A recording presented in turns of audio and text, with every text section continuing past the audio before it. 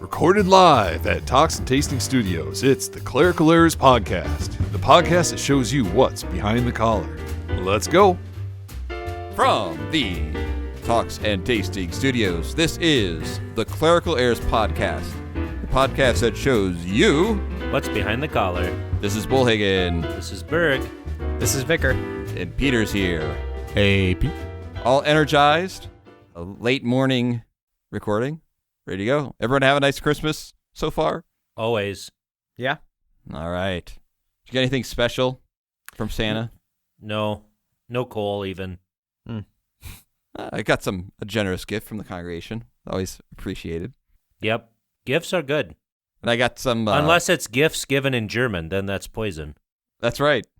That's Peter gave me some cognate. seed money for my theater fund, which is nice. You have a theater fund? Home theater. Oh, home theater. Okay. Yeah, I mean, it's better than the standard theater. But I mean, I was hoping to see you sing Luck Be a Lady Tonight, but... I don't even know how that goes. Luck be a lady tonight. Not like that. Frank Sinatra did a version of that, right? I believe so, yes. So It's a luck lady tonight. There you go. Okay. I didn't do a speed top 12 list. That's fine. I apologize. It's Christmas. You've been busy. All right. We're going to have to do one quick together. Okay. Top 12 things to do with your leftover boxes from Christmas. All right. We each have to come up with 3. Okay. Number 12, burn them. Number 11, box fort. Number 10, recycle. Number 9, make a robot bodysuit and paint it blue. Number 8, put them in the church's dumpster. Number 7, unlimited Aldi trips. Number 6, make a box fort. I said that. That was my second one. Color on it. Ooh. Impromptu pet cemetery caskets for animal hoarders. What number am I? 6, 5, 4. Number 4, save them for when you move back to the seminary. Number 3, give them to your favorite seminarian so they have boxes to move with. I don't need any more. So if you're listening, don't do that for me. But Number 2, use them when you're painting your Games Workshop miniatures. Oh, nice. Number 1, use them to make a mini golf course in the hallways of your fellowship hall at church and invite children to have fun with various cooked treats and meat. Cooked treats. Something simple. Mm-hmm. You don't get cooked treats? How did your lamb turn out, Vicar? We're all dying to know. There's a story behind this. Okay. So we've been shopping at Aldi for like 3-4 months. Every single time I go, they have like 6 racks of lamb there. I went like on Christmas Eve, and they still had a ton of lamb racks. I'm like, oh, I'll just get it because I knew I wasn't going to do it on Christmas Day. I'll get it after. I go there. They don't even have a spot for it anymore because it's the time I went. No. I was able to get like little lamb chops, but like they're not as nice looking. So I got them, and I'm still going to try to make something out of it, but it's not. So what It's did you not do what I instead?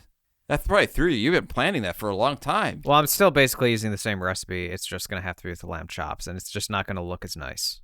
Okay. A little more simple. Uh-huh.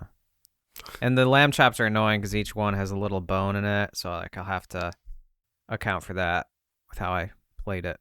I've never been a big fan of lamb. I love it so much. It's kind of dry, isn't it? No? Not if Well, you... I mean, if you overcook it, it's not supposed to be well done. It's like steak. You have it like medium rare. Oh. Yeah. It's a red meat. It's like beef except with a little less fat, and I know this is strange, but I'm allergic to wool. That makes me nervous. you're probably fine.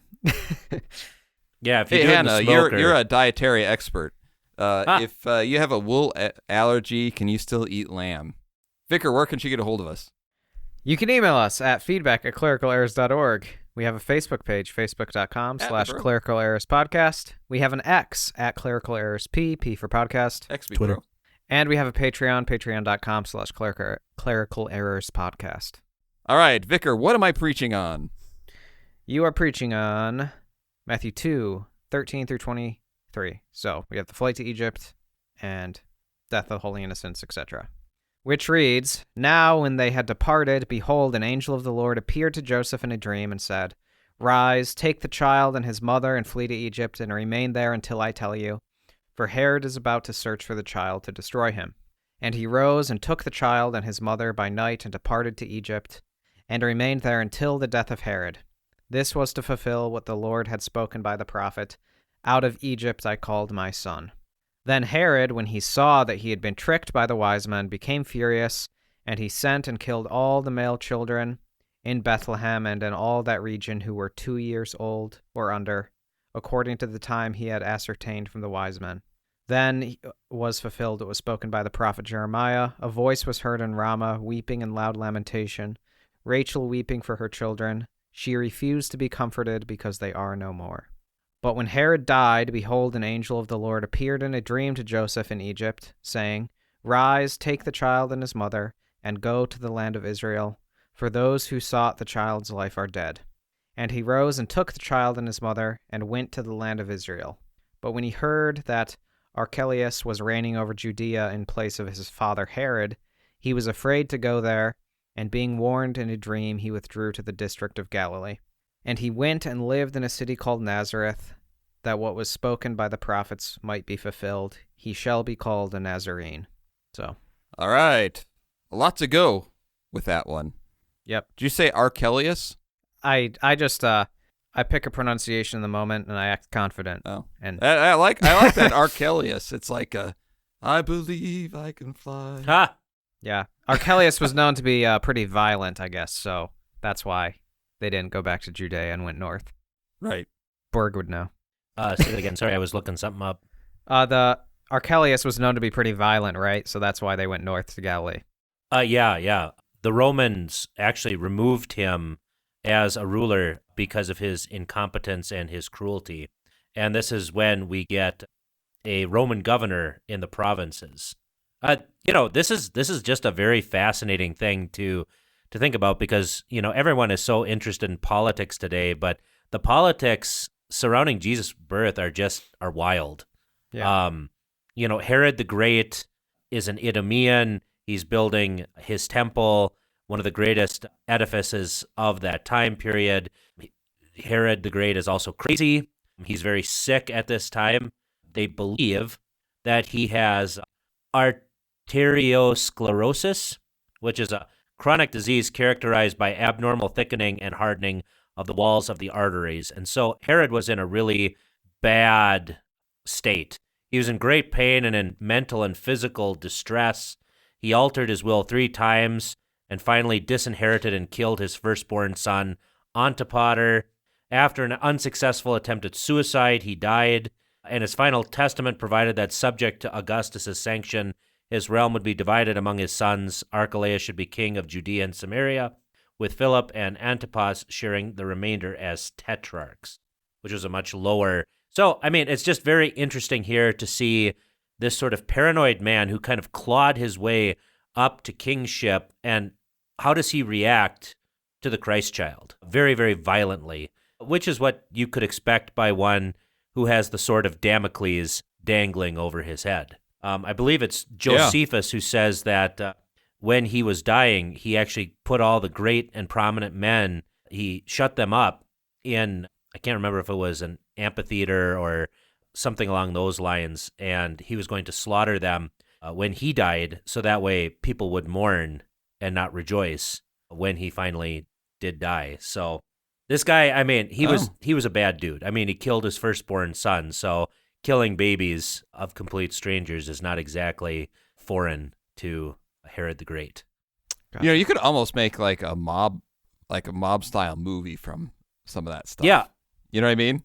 Put it in modern day.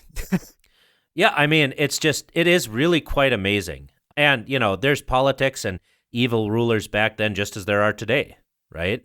And it really helps you understand that rend to Caesar what is Caesar's. You know what I mean? Because it's not like, people say, well, our government is evil, so we shouldn't listen to them. And then you look at like what Jesus was talking about, and they probably were even less sanctified. I'm not going to lie. It was pretty bad.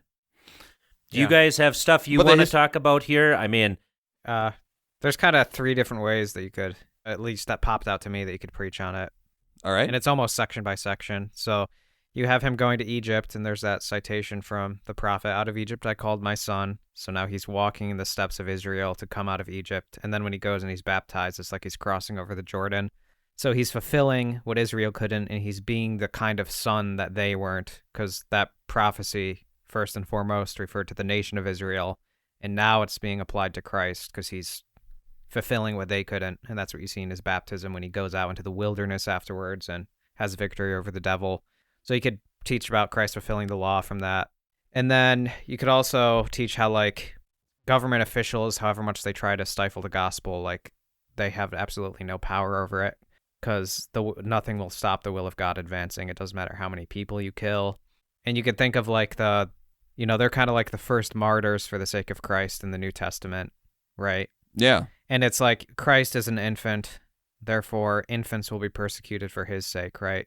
So any way that Christ was a preacher and a prophet, so all preachers therefore will be persecuted because Christ was. But in that, as the prophecy says, they refuse to be comforted because there are no more. But because of the death and resurrection of Christ, there is comfort, even in those who die for Christ's sake, because he redeems their persecution and suffering, and it's not pointless anymore. So you could go kind of with that route.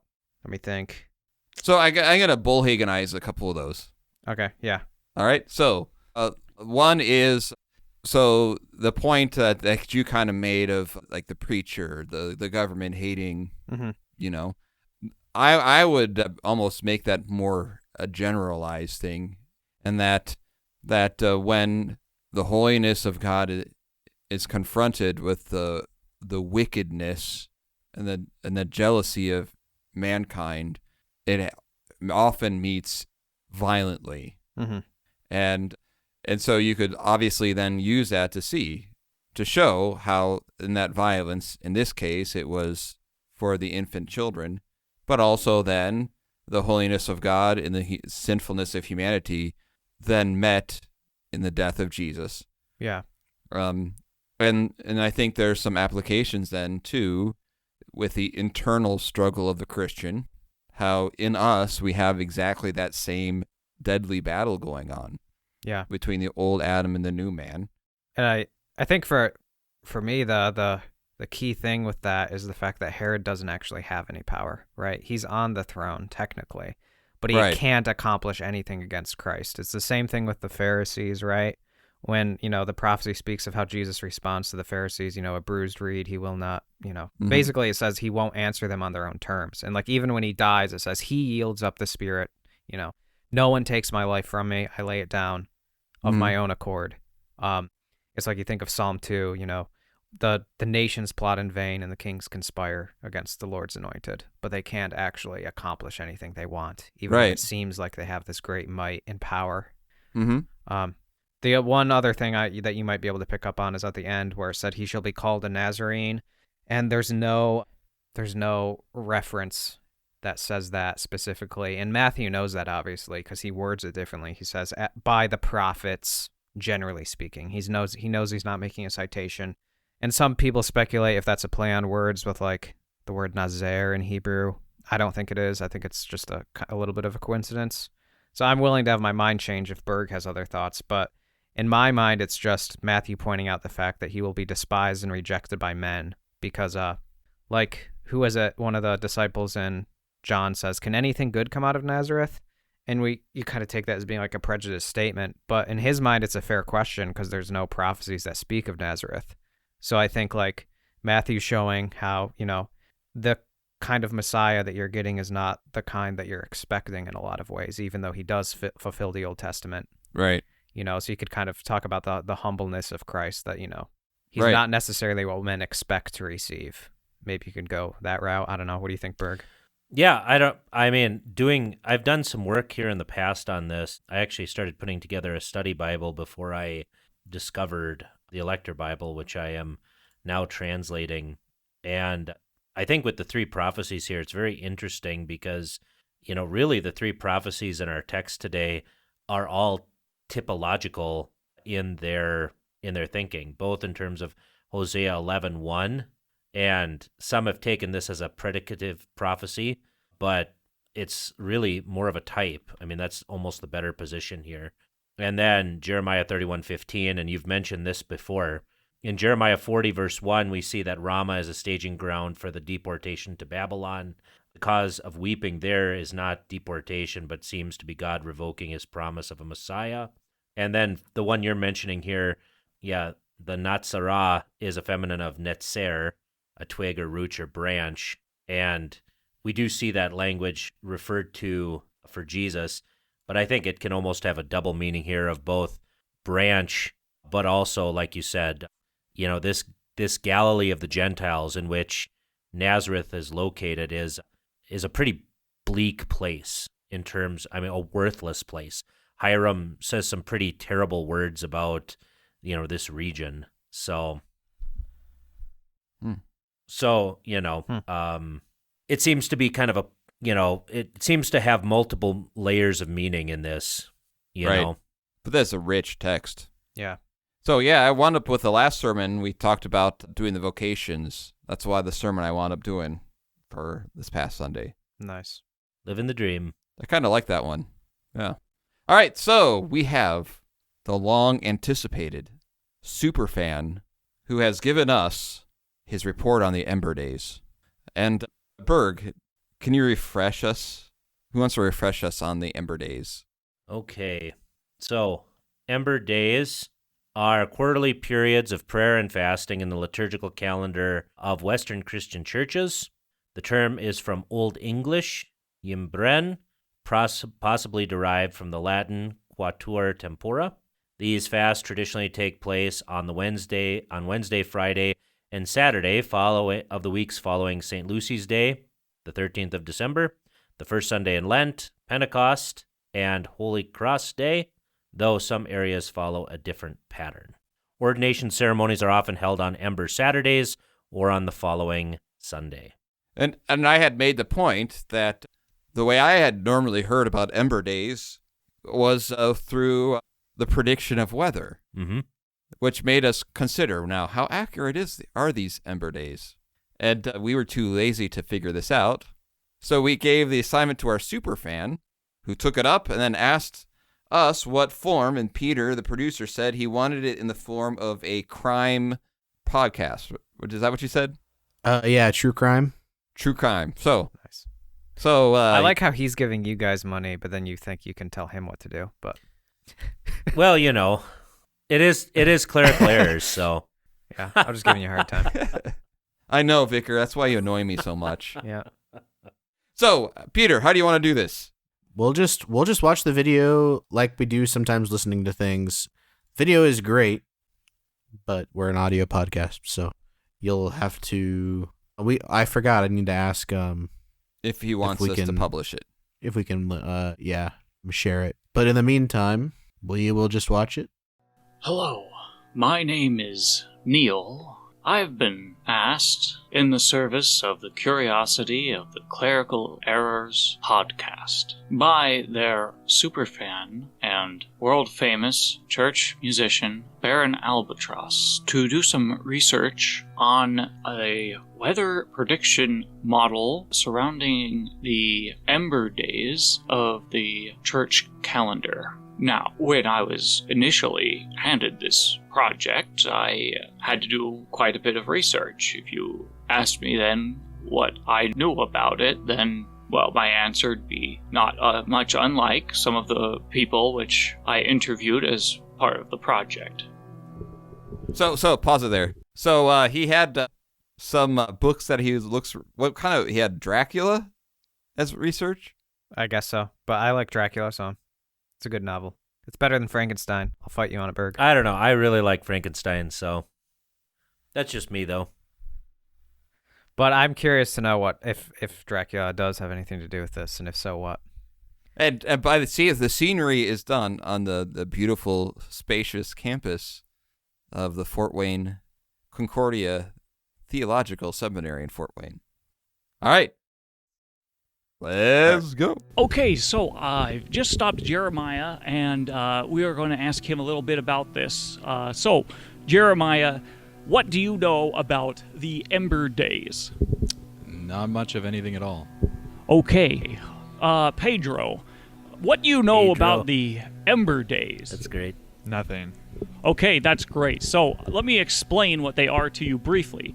So, this research project focuses on the Ember Days of Advent, which basically the model dictates that the Wednesday, the Friday, and the Saturday after the Feast of St. Lucy on December the 13th are penitential days.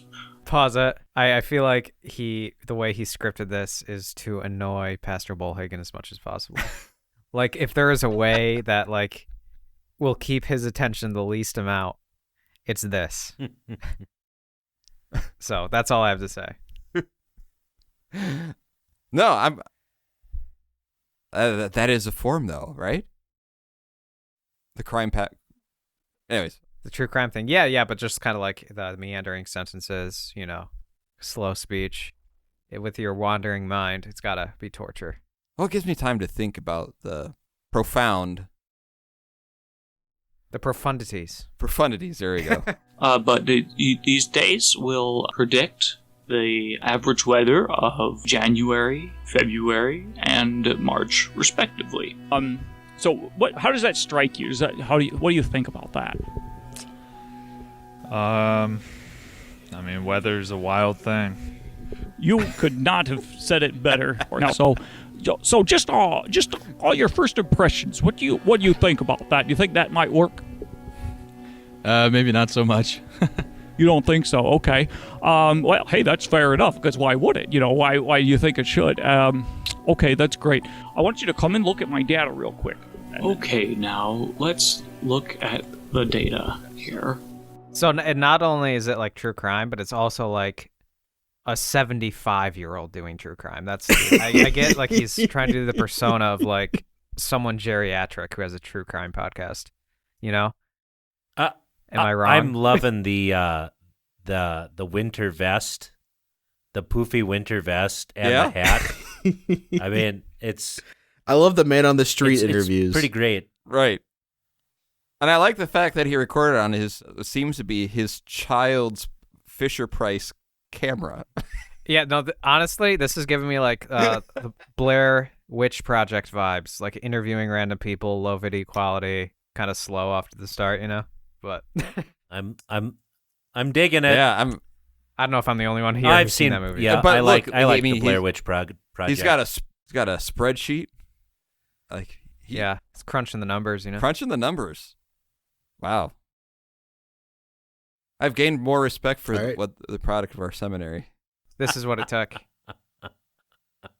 Not 20 previous vicars. Well, I mean, the first 3 minutes of this video. Well, you know, I think it reached a peak like 7 or 8 years ago, but you know, the decline has been less. I mean, anyway. So, what I did is I gathered weather data and I went all the way back to 2014 and I took the data for 2024 fresh live. So the location of this study is Moline, Illinois, and that's where it'd been, so that's where I took the data. And if you look here, I compiled it all into these little lists. And so you can see temperatures and then monthly averages. So here's your Wednesday, and then there's January. So then there's your average. Then you have correlation. But I guess as you've seen, I made this series of charts so that it's easy to quickly just take a look at it. So if you look here, the top chart, we have a blue line that represents percentage deviation. The green line would be a perfect correlation between the weather of say the Wednesday and January. Or so you see here that the line, goes up and down and up and down and all over. It ranges to, just over 50% of the average to about 250%. And it's interesting, to look at the times when this happened. I don't think that's irrelevant data.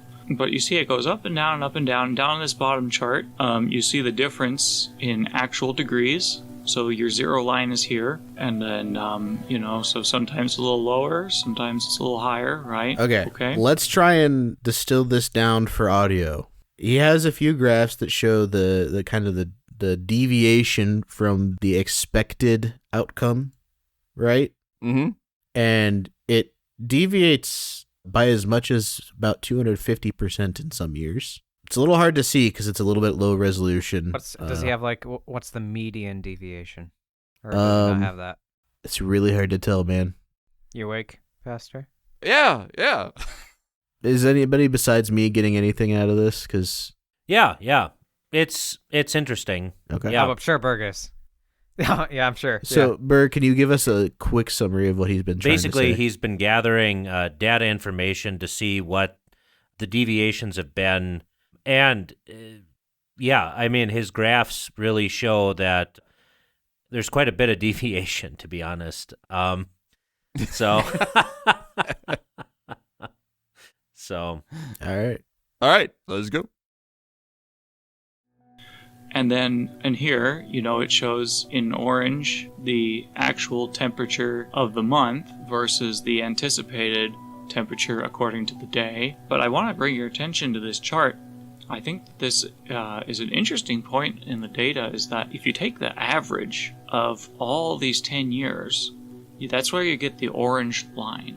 And it is almost a perfect correlation between the months and the Ember Days. But as you can see, it's not terribly consistent in this 10-year sample. So what we're saying is here that generally the amount of heat that happens in a year is about the same. yeah. Despite the great fluctuations, if you average it out, right? That's what he's saying. Yeah. Mm-hmm. Yeah. But practically, when I not want to know the weather, I want to know what it's going to be like that day. I don't want to be like, well, the average for the next 10 years is going to be. But No, I disagree. You just want to know the average for 10 years, and you can just kind of plan around that loosely. Yeah. Explain your reasoning behind that. Okay, so like if I'm doing my macros and how much protein I need, right? Like some days I'm gonna get more protein than others, but like if I get around like a good 180 grams of protein over the next 10 years, I'm gonna have a noticeable difference. And if I just say, just gonna count day by day. If one day, if you're dressing average for the next 10 years, right, and you would just wear a light fall jacket, and then you go outside and it's let's 20, be clear, I never dress average. I'm gonna ignore that. And it's 20 below outside, right? Uh-huh. And then the next day it's 90. It averages out, so it's fine, even though I'm completely uncomfortable on both of those days. But I dress for the average. No, that means that you have kind of a outline, and sometimes the Lord wants to be cold, sometimes he wants to be hot. I'm always hot. I can ignore that.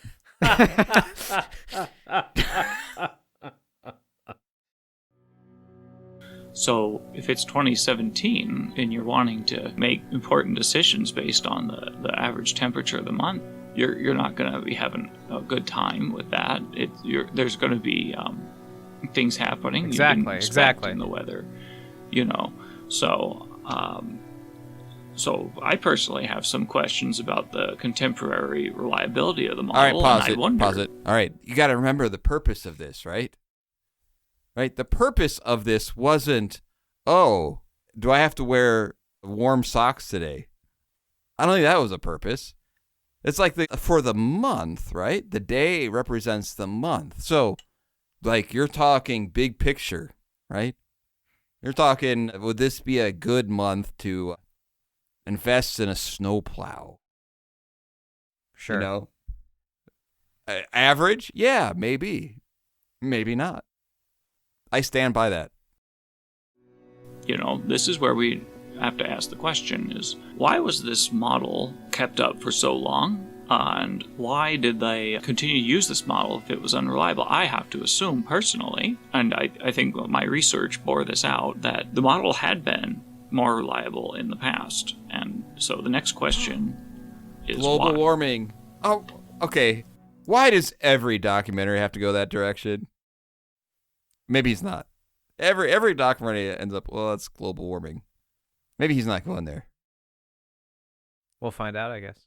All right.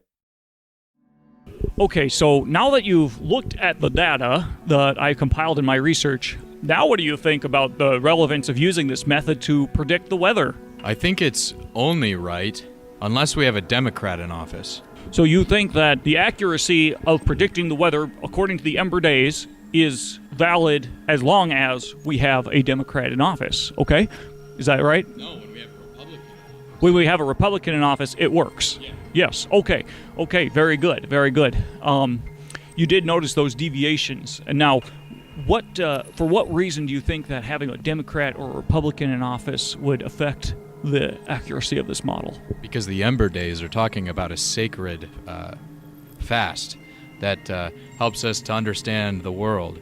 But when these sinning Democrats come in and try to ruin this country to be more sinful and Pause that. vicious. Berg, how do you feel right now? Do we really want to tie Christianity to the Republican Party? Is that really what we're going to do here? Well, just think. It's for entertainment purposes. The problem is there are a lot of people who do, though, who actually, would believe this. Right? Theoretically. Yeah. So, going back to Herod was a terrible guy. He tried to kill Jesus. He also did build some very, very nice things. And he was, not the worst guy in the world in terms of a ruler. So I'm sure you've read Henry V, right, Berg? yes. Yep. Good men don't make good kings, Yeah. right? Yeah. Not Leave it at that. Yeah, not very often, that's for sure. So, but yeah, yes. Anyway. All right. Then in years past, well, it's this time that the augurial nature of the fasting seasons is thrown all out of whack. In the same way that the Israelites were overcome every single time they departed from God, we are unable to understand the nature around us unless we have a Republican in office. I think that there's something to that because, like you said, when the Luciferian globalist Demo-Commie party is in office, we see so much work towards spiritual disruption, and the powers and principalities of the air really do seem to be at work, particularly in attacking the weather and the ecology. So, thank you very much. Do you have any final thoughts? No. That's great. Don't think too much. You'll get in trouble. Okay, Pedro, you've seen the data. So what do you think about this model now that you've seen what we've been looking at over the past 10 years? Yeah, I think it's a good thing. It's not too bad. I think we could use it to our advantage. Yeah, I agree with you completely. Now, in the early Lutheran Church Missouri Synod, we published an almanac which actually used these Ember Days to predict the weather, and it was depended on very heavily for farming and other lifestyle activities. Now, I was concerned when I was doing the research, if I was a farmer, I might not want to rely on this data completely because there is some significant deviation some years. So, do you think that the model could perhaps have been more reliable in the past? And if so, why do you think it might have changed in the present? Global warming. Oh, there it is. But so he's bringing up the hypothesis that maybe it was more accurate in the past, but he hasn't shown us that data yet, has he? So hopefully he does eventually to verify if that's true. Well, or not. I think he's going to the fact that obviously it worked because they followed it. I don't know. I want to see it. Yeah, I mean, You know? I think it's pretty cool that it was like the average over a 10-year period was fairly reliable. So I think that's kind of neat. But, you know. But don't you think part of that was the science of, like, of people noticing patterns that they couldn't explain? That's just like it can't explain why it is, but it seems to be like this day tends to predict the weather of this month. Probably. Yeah, and then, I mean, if you look at longer-term things, you know, the warming up of the Earth before the year 1300, the Little Ice Age from, like, 1300 to about 1600, that sort of thing. I mean, when you're looking at Seems long, to ebb and flow. Yeah, when you have these long trends, things can change quite a bit. I mean, they were growing things in England that they couldn't have grown before. So, yeah, interesting stuff. All right. I want to hear more, Pedro. And if so, why do you think it might have changed in the present? Global warming. Wow. He just lays it out. Thanks, buddy. You have a great day. It's been very nice talking to you. Thank you. Okay, so I have with me to help to explain the anomalies in the data an expert on esoteric archaeology, ancient civilization, and astral phenomenon. Norbert, what can you tell us about this seemingly poor correlation between the weather patterns predicted by the Ember Days model and the actual results that we got in this sample period from 2014 to 2024? Well, there are a variety of factors at play in the data. First of all, is the development of the church here was prior to Galileo's moving the cosmos such that the Earth was no longer the center of the universe. You see, once he did that, the weather patterns shifted, and we have much reliable evidence from the Aztecs that this shift not only caused the mass extinction of intellectuals, but also caused the mass extinction of meteorologists. So when we're looking at the data, we're dealing with a very bad data set. But we also have to contend with the fact that Obama continued Galileo's movement of the universe, and now the sun is off kilter. So when you account for that, you can extrapolate the consequences, and utilizing what little we know of Aztec astral alignment and the specific degrees of Celsioid energy contained not only in the sun, but also in the sun's children, the clouds, then you can map the correlations back into their historical matrices, such that the weather prediction becomes Wait, can I pause this for a second? Accurate. This is why you don't gift someone in the seminary a thesaurus.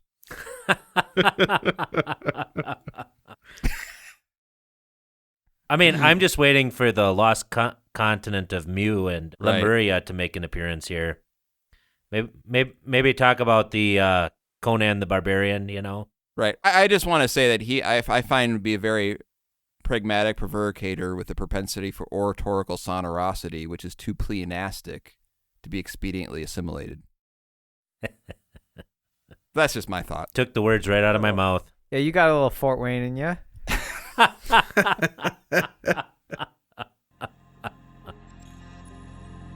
I understand. Now, it's my understanding that the Atlanteans previously had used this model quite effectively.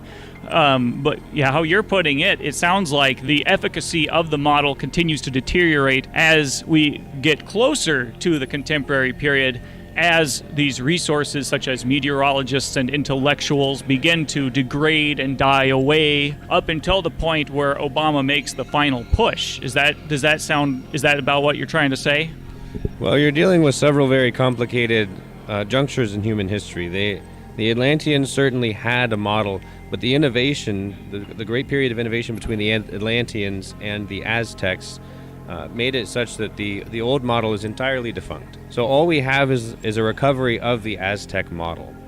And while you do point out some very important aspects of the way in which the innovations that we have access to do inform our perception of these astrological phenomena, you're still going to be hampering the development of a further model until we can recenter the universe back on Earth. The geocentric model is what the Aztecs were working with. It was their innovation from the Atlanteans. Obama's trying to turn us back to Atlantis, the New World Order, the globalists, for example. They all want to control the weather in these ways, and the only way that we have to fight back against them is to give the church year once again power to control the weather. That makes sense to me. So then for us in the Lutheran Church here in America, when our forefathers came up the Mississippi River into the heart of the Tartarian Empire, they still had the knowledge preserved, until about after the Chicago World Fair, right? So that's why in our old almanacs, then they still had this working. But now, when we try to apply the same thing today, then it all just kind of falls apart.